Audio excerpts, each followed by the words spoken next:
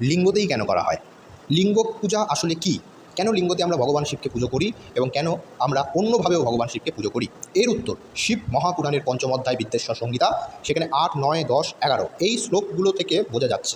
কি বলা হচ্ছে? সেখানে বলছে 8 নম্বর শ্লোকে বলছে, ঋষिगण বলছেন, मूर्ति में ही सर्वत्र देवताओं की पूजा होती है, परंतु भगवान शिव की पूजा सब जगह मूर्ति में और लिंग में भी क्यों की जाती है? তখন सूर्य বলছে, हे मुनीश्वर, आप लोगों का ये प्रश्न तो थोड़ा ही पवित्र और अत्यंत अद्भुत है, इस विषय में महादेव जी ही वक्ता हो सकते हैं। তারপরে কি বলছেন 10 তোমার 11 এবং 12 নম্বর শ্লোকে কি বলছেন, रूपवान होने के कारण उन्हें सकल भी कहा गया है, इसीलिए वे शकल और निष्कल दोनों है।